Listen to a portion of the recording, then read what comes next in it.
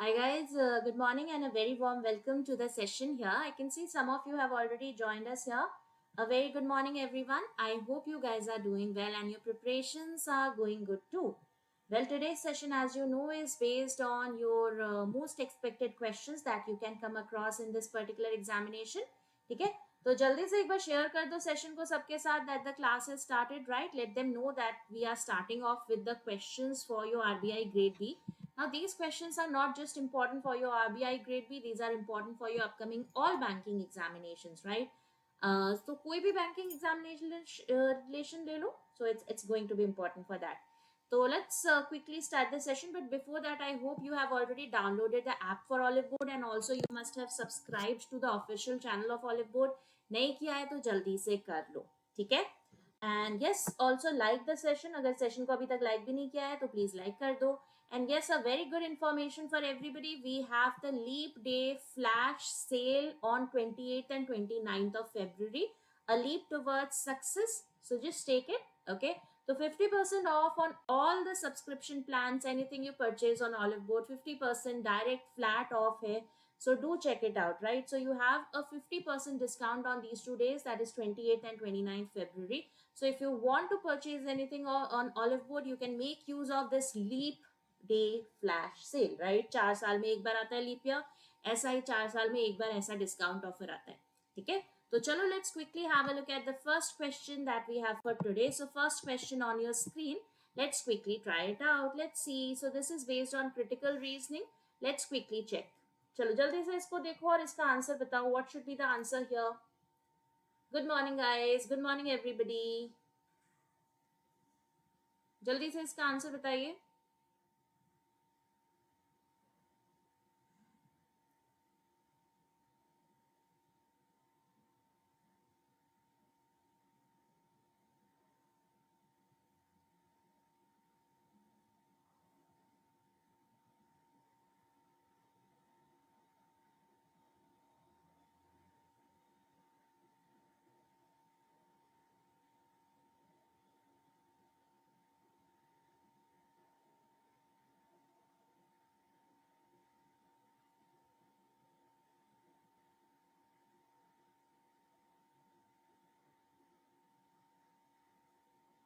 Consonants. Okay, so where has that word been used? Consonants means it is in the same school of thought. मतलब वही चीज को same summary same चीज बात करे, right? It is in the same you can say, मतलब अगर एक चीज बोली है उस passage में, so it should follow the same meaning, right? तो same school of thought follow करना चाहिए. Okay, चलो try this out. Let's see.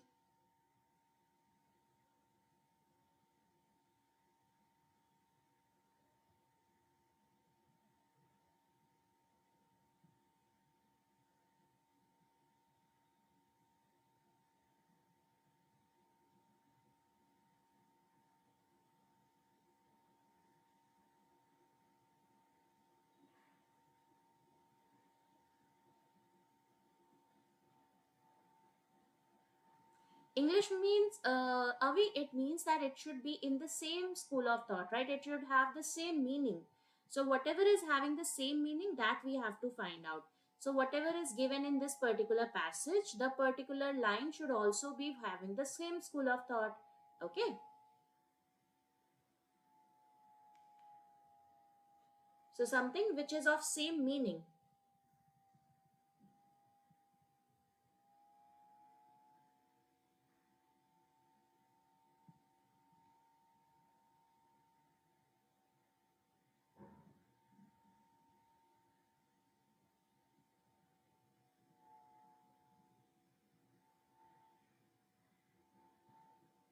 Okay, Hari says it should be option number 3. That is, if you are destined to achieve success, it will follow you whether you strive for it or not. Okay, let's understand the passage here. What is it saying? So there is a person, Peter F. Drucker, who says you either take action or you can hang back and hope for a miracle. So that means either you can work hard, you can take action, or you can hope that, okay, a miracle will happen. But you can see, but means that there after this he is showing a contrast, right? So you can wait for a miracle to happen, But miracles do not happen if you do not act. That means he says that unless and until you work hard, miracles also will not happen, right? So if you want to achieve your goal, you will have to work hard. If you want to be successful to reach a goal, we must leap with all our energy. A half hearted jump won't give us anywhere, and we may even get hurt in the process. That means if you are not putting in all the efforts, you have not prepared. Let's say if we talk about your examination in front of you. So let's say you are preparing your quant, you are preparing your English, but you have not prepared your reasoning well enough. So it may be possible that you score very, very good in the rest of the sections, but you did not score well. You were not able to clear the cutoff due to the reasoning section, right? So a wholehearted jump will not help you to achieve your goals. You may end up losing a lot, and you may even get hurt in that process, right? You may feel that okay, there was a very good opportunity, but I missed it out because I did not put in a effort here, right? Yes, Murugasan, absolutely. Whatever doubt you have, do ask me. The important thing is we must strive hard to achieve our goals. High achievers are those who never quit. They are willing to go after the things that others believe to be impossible. So whatever you feel is impossible, if you work hard, if you do not quit, you will be able to achieve that. So high achievers are those type of people. They continuously test their limits, pushing themselves to attain impossible goals, right? So these are the high achiever peoples who who test their limits, who keep pushing themselves here, and they attain the impossible goals, right? Focusing on your vision helps you to clarify your goals and the ways to achieve them. As Marie Curie says, nothing in life is to be feared, it is only to be understood. Okay. Now, which of the following is not in consonance? Not in consonance means that it is not following the same meaning, right? Something which is not following the same particular meaning. So, whatever is given here, it should not have the same meaning. Something that is in contrast with this passage, right? Be careful, it is not in consonance. So you have to tell which is not giving you the same meaning as given in the passage, or something which is going to contradict which is given in the passage. Okay.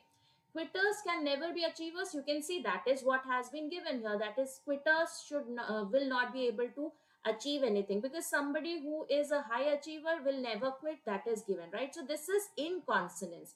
There is no substitute to hard work. Absolutely, the person here, the author here, is saying that unless and until you work hard, you will not be able to achieve your goal. So that means this is also in consonance here. 4.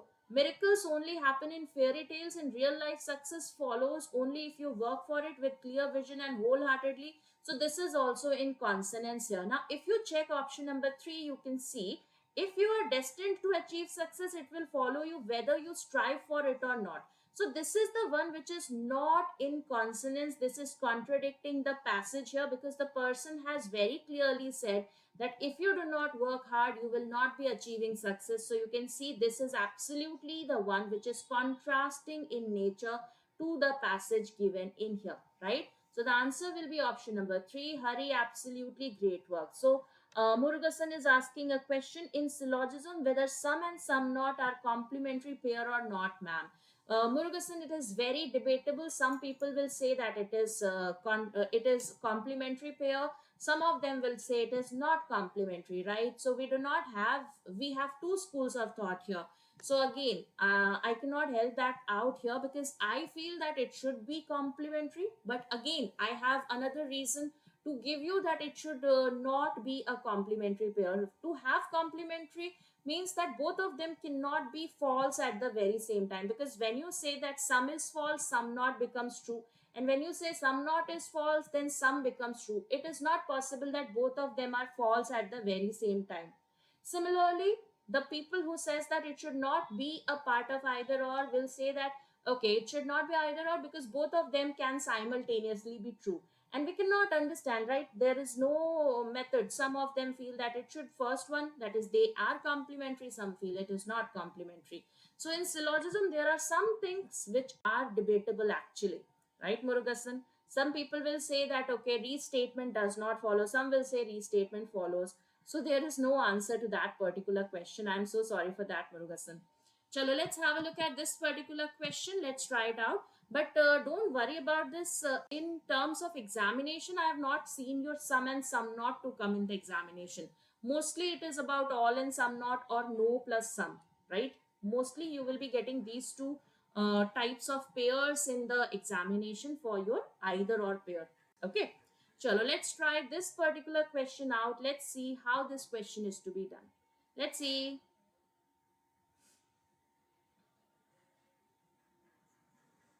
Shall we try this out very quickly? Let's see what should be the answer here. You're most welcome, Murugasan.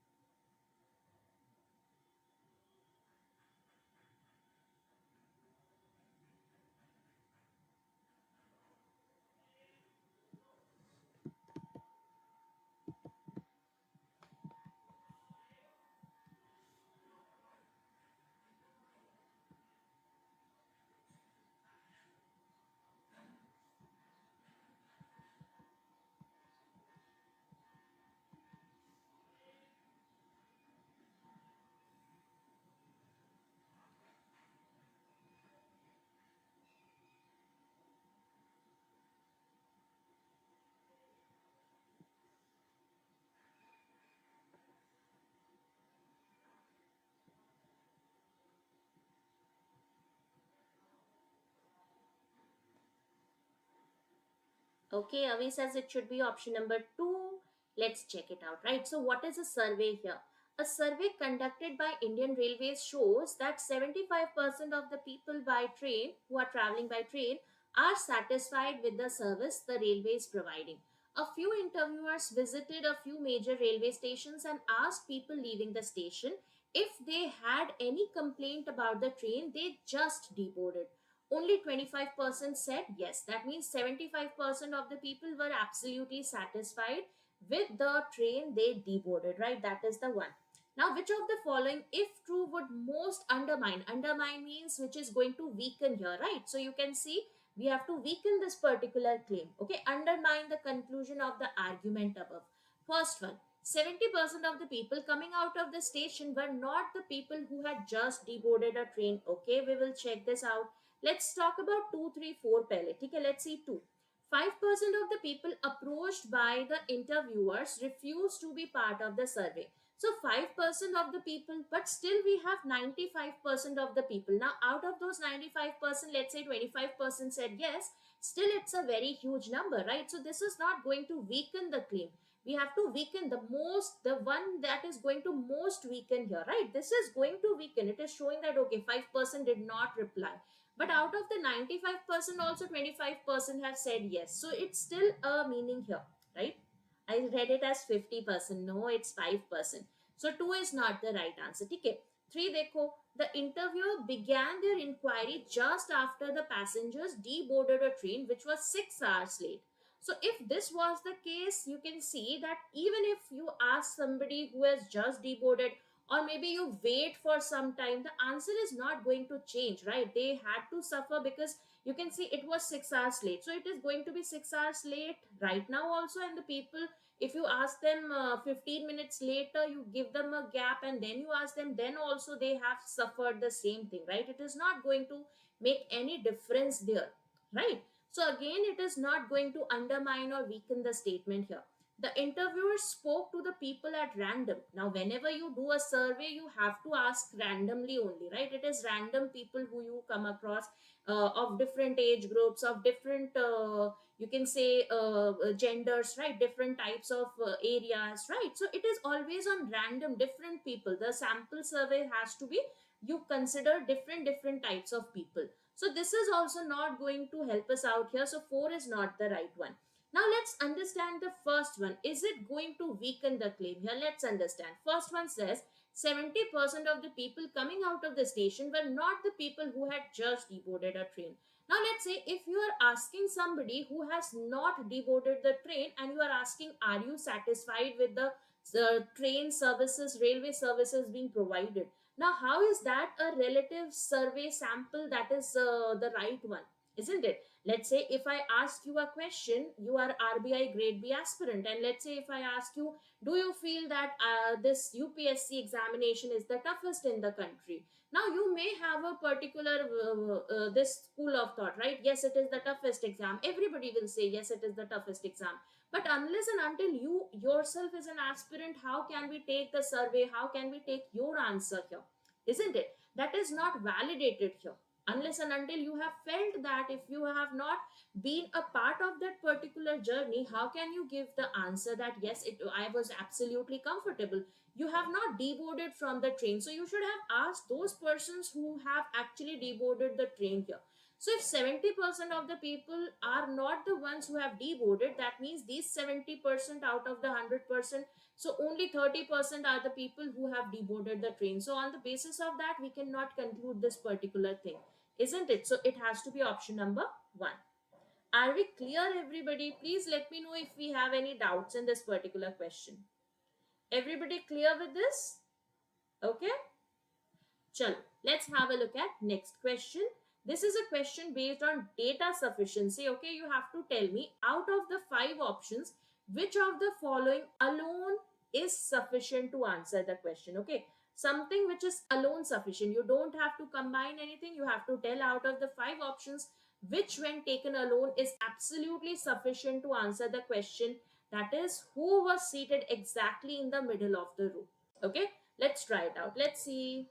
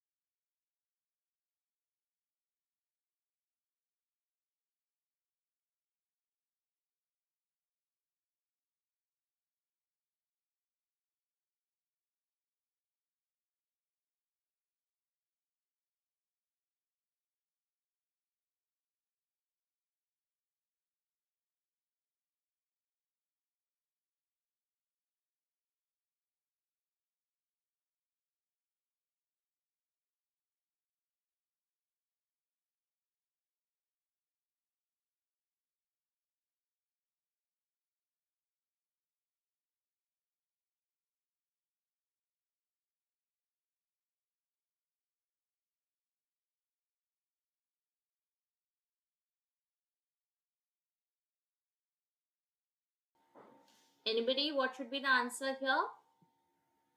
Okay, Avi says it should be the third one. So third one, when taken alone, will give us the right answer. Let's check it out, right? So you can see, out of 7 persons seated in a row facing north, who was seated exactly in the middle of the row? That is the question. It is known that C was seated third to the left of A. Okay, this is a definite information that C has to be third to the left of A.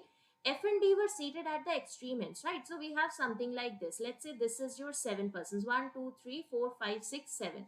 Okay, so there are 2 possibilities. Let's check out what are the possibilities here. We know F and D have to be at the extreme ends, right?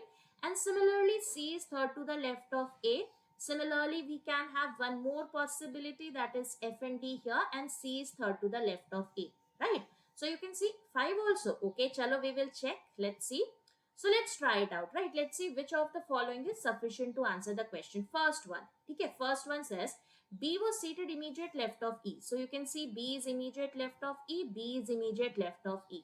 That means you can see using the first one, you are getting two possibilities, that is either B or E is exactly in the middle. That means this is not sufficient. Okay, first one is not sufficient, we have seen that. Let's try the second one. Okay, second mein dekhte what is given here. B was third to the left of G. B was not neighboring F. Okay, so B has to be third to the left of G. You can see B third to the left of G will be like this. B third to the left of G will be like this. And the person in the middle, who is the person in the middle here? You can see that's your E, isn't it? We are getting the only person remaining as your E here. Now the question is not about who is at the extreme ends or who is second from the left here. We have just asked that who is seated exactly in the middle of the row. You can see using 2 alone, we can find a definite answer, that is exactly, that is who is in the middle of this particular one, right? So you can see 2 se to answer aa raha hai. Let's check 3 and 4 also. You are getting 3 and 5. Okay, let's check 3. Okay, what will happen if we take the third one here? Okay, let's try the third one. So second se to we are getting a definite answer, that it is your E here. Okay, let's try 3. So G was seated neighboring D. Okay, so G is seated neighboring D. That means G has to be here in this case. G has to be here. This will be your D. And similarly, this will be your D. So here it will be F. Here also it will be F. Okay, this is the situation. Now B was to the immediate left of E. So B is immediate left of E. B is immediate left of E. So again, you can see you are getting two different answers, isn't it? So that means 3 alone is not sufficient to answer the question. So you will see that using all other informations also, you will not be able to get a definite answer to who is exactly in the between, right? Who is exactly seated in between. But to, you will not be getting a definite arrangement, but the answer will be constant, right? From the two arrangements that you will be getting, there you will get a definite answer that in either of them E is exactly in the middle, right? So that will be answer number 2. Okay, I hope this is clear, everybody. Chal, next question on your screen. Let's have a look at this one. Let's try.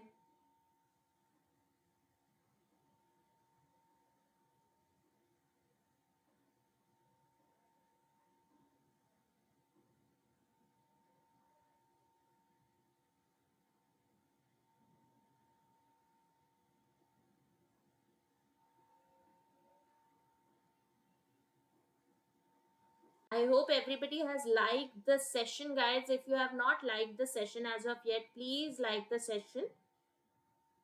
Chalo, let's try this out. This is a very nice question. You can see it's having a family tree and a seating arrangement. Okay.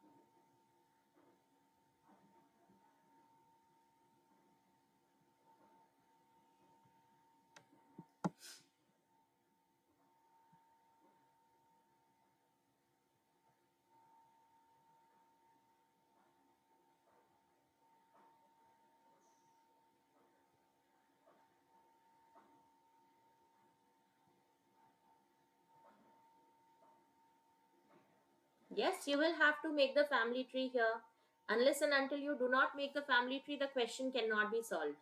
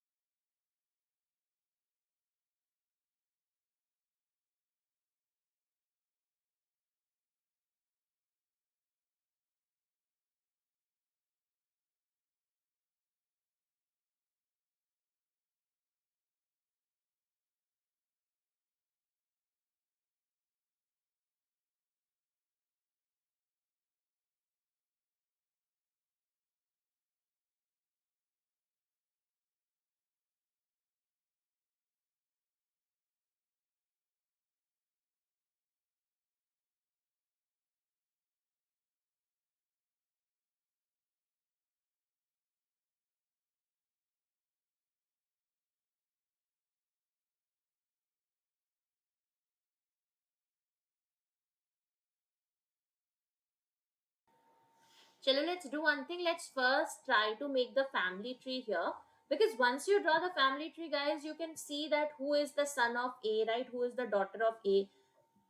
G is the granddaughter of somebody who has the fourth lowest stamps, right? So once you make the family tree, the question will become very doable, right? So let's see how this particular question is to be done. So there is a family of 8 members who are seated in two different rows facing the north. Row 1 is in front of row 2. Okay, so you can see this is the kind of structure. Each of them has different number of stamps here, right? They have different number of stamps. Now it is given F is the son of the person seated to opposite to A's daughter. So we know A has a daughter here, and also it is given that either both or none of the parents are alive, right? That means single parent is not an option here. So that means A must be having a spouse here and they have a daughter together. Okay. Also, if you check, we have this information A who was married to D, right? So A is married to D is the daughter. So A is the daughter of somebody, right? So A is the daughter of somebody. Okay, so you can see again A must be having the parents. A is the daughter of the person with the third highest number of stamps and was seated at the right end of row 1. So you can see A has to be this person here, and A is a daughter of the person who is having the third highest number of stamps. Now who is having the third highest number of stamps? You can see that's your C, isn't it? So that means A is the daughter of C here. Okay, that is a given information here. That is A is the daughter of C. Okay, now do we have any other information? You can see C has a wife here, so that means C has to be a male person, has a female wife here. Okay, also you can see C has a son, right? And you can see A was the daughter of somebody, so that means A is a female person and D is a male person. Now C has a son here, that means the son has to be this person, right? This is your son, C's son. Now C's wife was at the left end of row 2. Okay, so we do not know who is C's wife here. We will check that later. The person with the second lowest number of stamps was the only sister of G. Now who is having the second lowest number of stamps? You can see that's your B, right? So that means B is the only sister of G. We do not know the gender of G right now. B is the only sister of G, that we know here. Okay, so you can see the person with second lowest number of stamps was the only sister of G and was seated immediate left of G in row 1. So you can see that B has to be immediate left of G and they have to be seated in row 1. Okay, so we will use that later. Now what is given? C's son was to the right of the person having third highest number of stamps, right? That means C's son. C's son has to be right of C, right? Because who is having the third highest number of stamps? That is C. So that means whoever is the son of C will be somewhere to the right of C. This is your C's son. Okay. After that, what is given? The person with the highest number of stamps was the husband of the person with the lowest number of stamps. That means F has to be the husband of H, isn't it? So you can see that F will be the husband of H. Okay, H has to be a female person here. After that, what is given? Then we have this information, that is where, okay, G is the granddaughter of the person with the fourth lowest number of stamps. So we have this information about B and G. So G has to be a granddaughter of the person who is having the third lowest number of stamps, that is your E, right? So that means, explain again, did not understand. Dekho, here you can see that this particular arrangement is as per the number of stamps they have, right? This is as per the stamps they have here. So how are we drawing this family tree? Okay, let's first make the family tree here. Okay, so chalo, we will draw the family tree once again.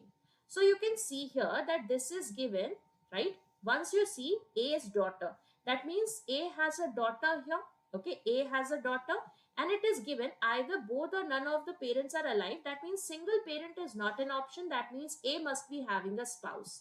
Now here it is given A who was married to D. So A is married to D, is the daughter of the person with the third highest number of stamps, right? So A is a daughter, that means D has to be a male person here, and A is the daughter of somebody who is having the third highest number of stamps. Who is having the third highest number of stamps? You can see that's your C, isn't it? Because we have given the arrangement as per the number of stamps. That is, F has 74 stamps followed by D who has 66, C has 62 and so on. So that means A has to be the daughter of C, because A is the daughter of the person who is having third highest number of stamps here. Okay. That is done. After that, what else do we have here? So we have drawn this kind of a arrangement.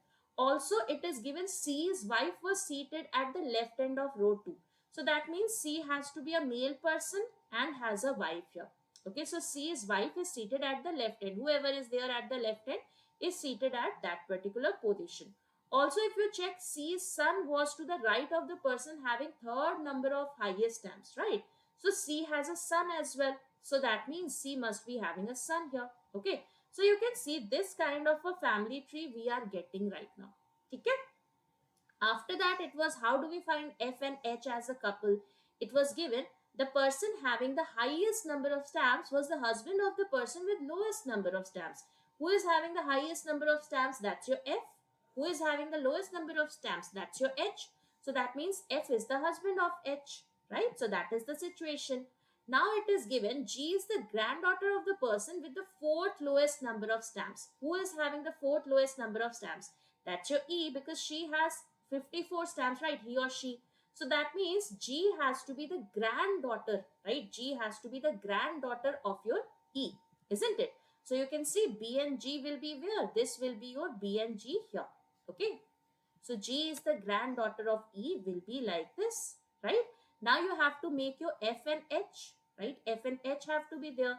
Now it is given H did not have any child and was seated immediately ahead or immediately behind B's father, who was to the immediate right with 51 stamps, right? So you can see this particular person is a male person. So you can see out of them, F is a male person, right? So F will be here and he will be married to your H, who is a female person, right? So this is the family tree that we have drawn. So 1, 2, 3, 4, 5, 6, 7, 8. We have already got the 8 persons in here. How B is a granddaughter?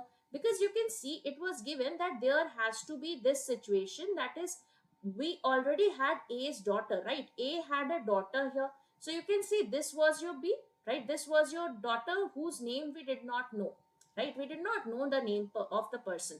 But it is also known that G has to be the granddaughter of this person, right? G was the granddaughter and B was the only sister of G. So that means B has to be a definite female person. That is why we will have your B and G here.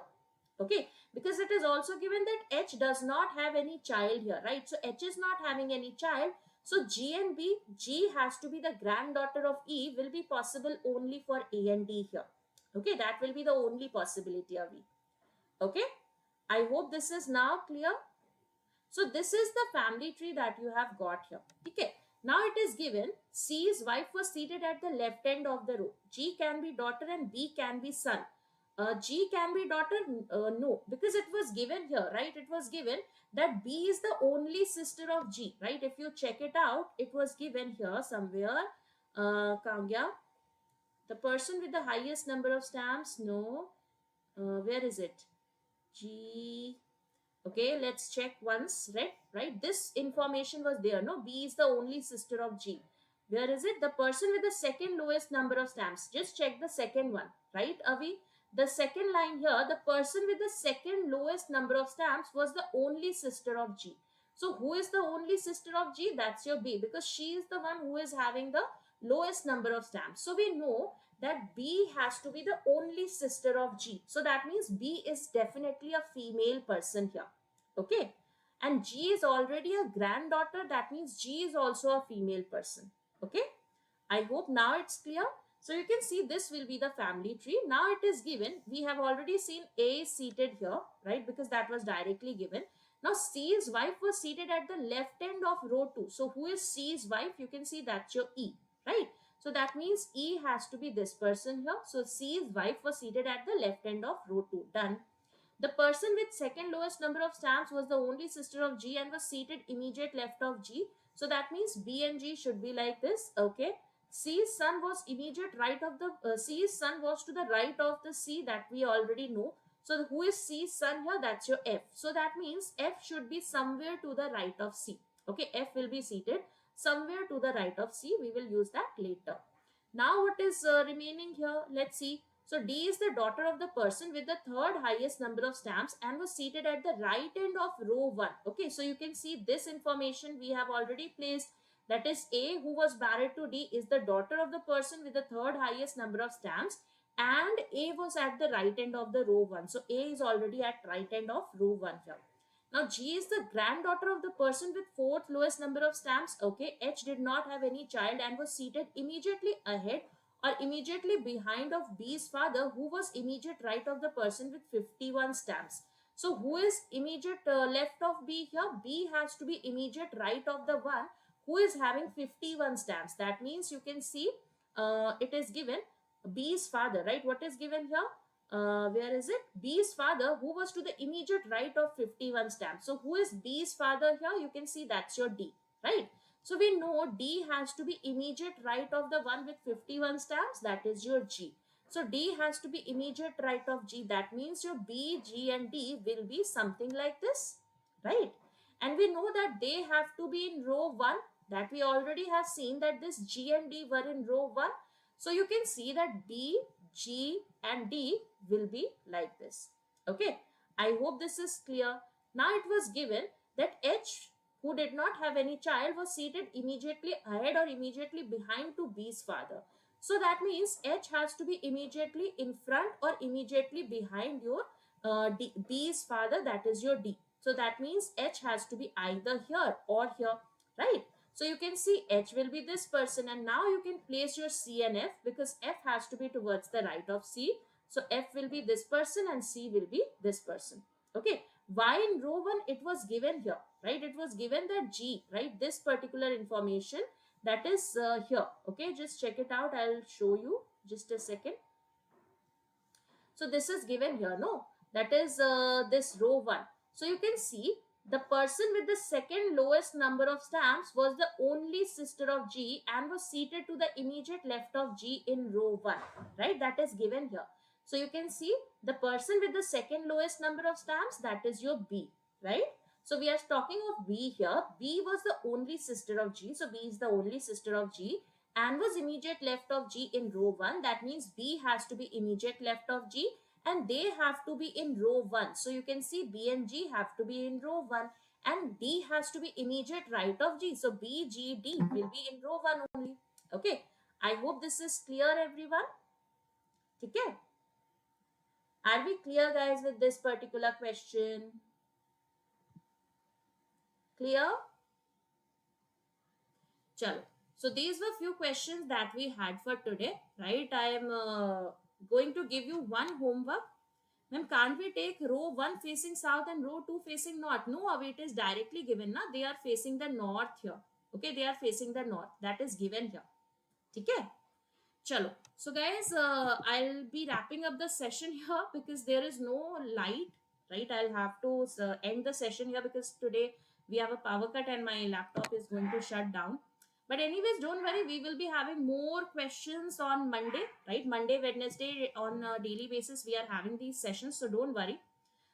Yes, ma'am, very few. Yes, Avi, I'm so sorry. Light is not there and laptop has discharged. I'm so sorry for that. But don't worry, we will be having more questions in the coming Monday, right? So thank you guys. I'll see you again with another session. So please take care, stay safe. Have a great day.